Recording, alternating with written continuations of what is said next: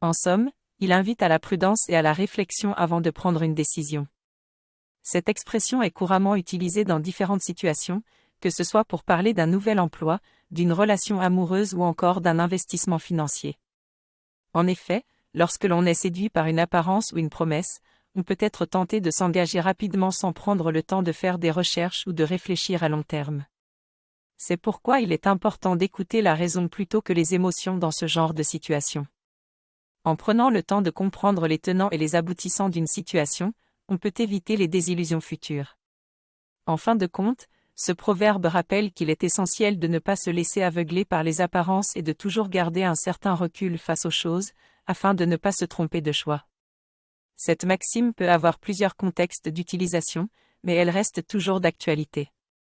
Elle peut être appliquée dans différents domaines de la vie, que ce soit dans les relations, le travail ou les possessions matérielles.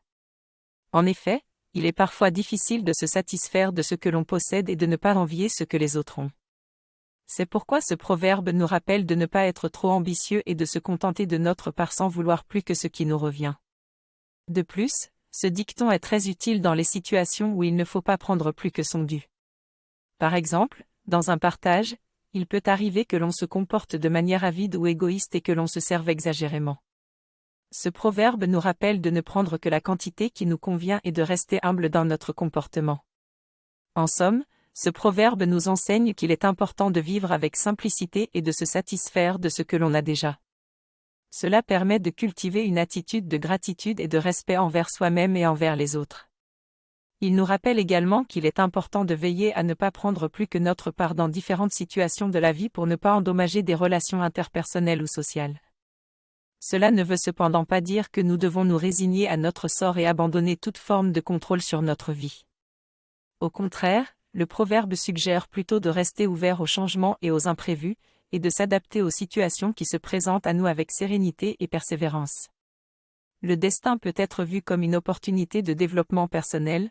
En faisant face aux défis et aux obstacles qui se présentent à nous, nous avons l'occasion de grandir et de devenir plus forts. Cela ne veut pas dire que nous devons tout accepter passivement, mais plutôt que nous devons être prêts à changer notre façon de voir les choses et à trouver de nouvelles solutions pour avancer.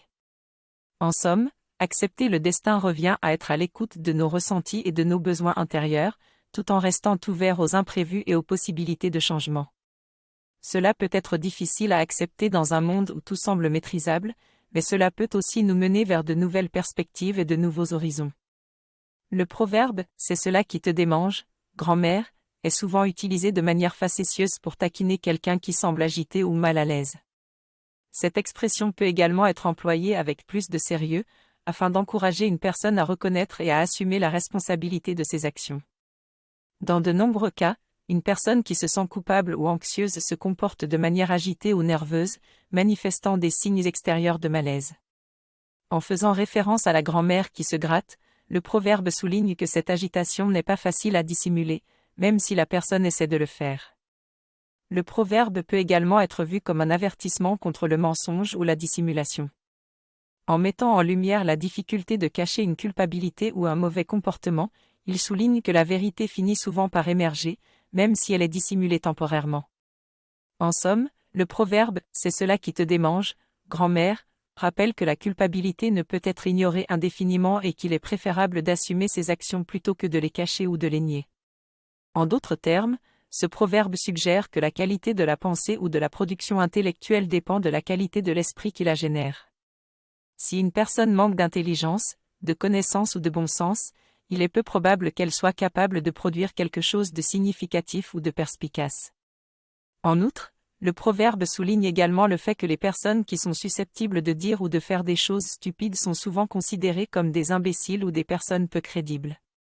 Ainsi, il est important de faire preuve de jugement et de réflexion avant d'agir ou de parler, afin d'éviter de tomber dans le piège de la sottise. Ce proverbe met également en évidence le rôle important que jouent les femmes dans la vie des hommes et surtout dans leurs relations fraternelles. En effet, il est fréquent que l'arrivée d'une femme dans la vie d'un frère provoque des tensions avec son frère ou même avec d'autres membres de la famille. Il est donc important de tenir compte de cette réalité afin d'éviter des conflits entre frères et de préserver des relations fraternelles harmonieuses. Il est également important de porter une attention particulière aux femmes qui entrent dans nos vies et de veiller à ce qu'elles ne causent pas de division dans nos familles. En somme, le proverbe « Les femmes sont les épées qui divisent les frères » souligne l'importance de la communication, de la tolérance et de la patience dans les relations familiales, en particulier entre frères.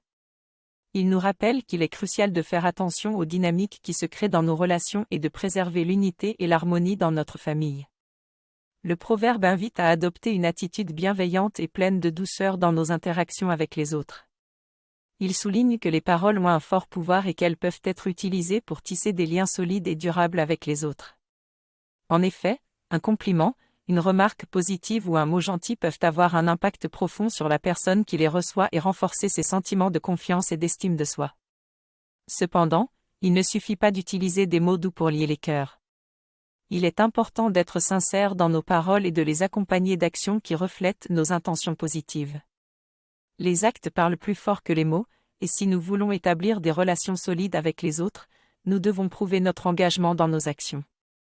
En somme, le proverbe « Doux propos ligotent les cœurs » nous invite à être bienveillants et positifs dans nos relations avec les autres, à la fois par nos paroles et nos actions. Cela peut nous aider à développer des liens solides et des amitiés durables avec les personnes qui nous entourent.